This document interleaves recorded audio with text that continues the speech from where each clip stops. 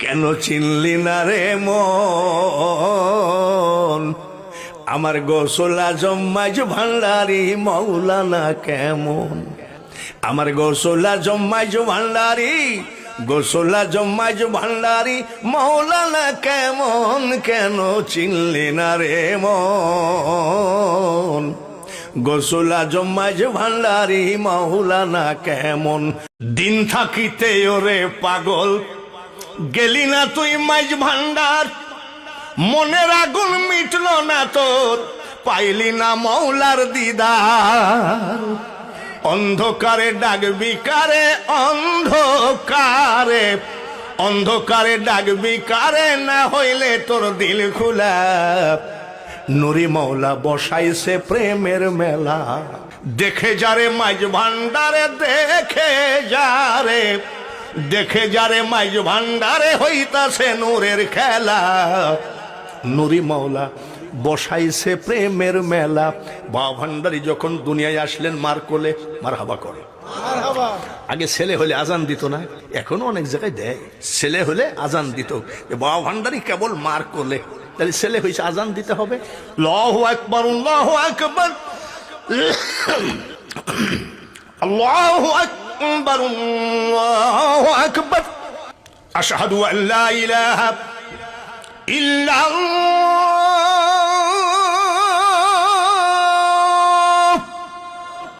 আশহাদু আন লা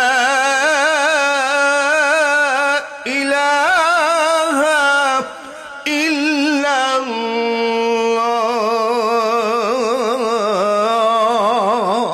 আশহাদু আন্না মুহাম্মাদার রাসূলুল্লাহ।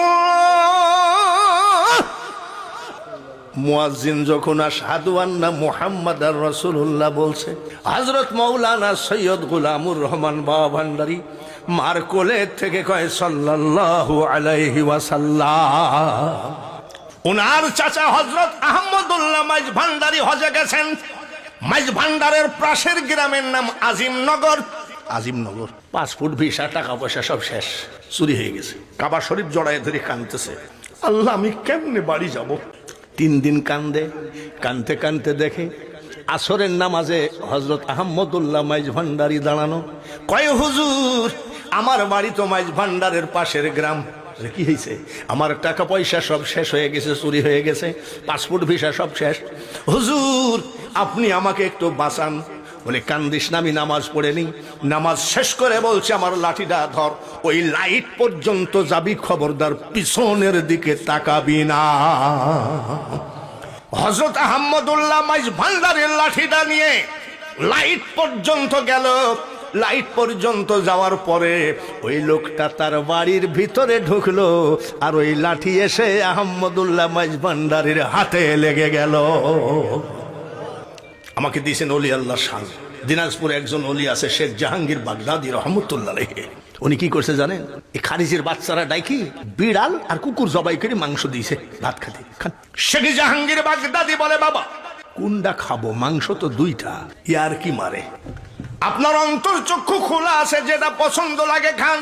কিসের মাংস? কুকুর আর বিড়াল। আল্লাহর অলি ডাক দিয়ে কয়, এই কিসের মাংস? উঠে দাঁড়া, সুবহানাল্লাহ বলে লাভ দিয়ে বিড়ালের মাংসের মধ্যে থেকে বিড়াল, কুকুরের মাংস থেকে কুকুর বের হয়ে কয়, হুজুর আমাদেরকে দোষী বানাবেন না, খবরদার বুল্লার চাকে ঢেল মারতে যাইও না।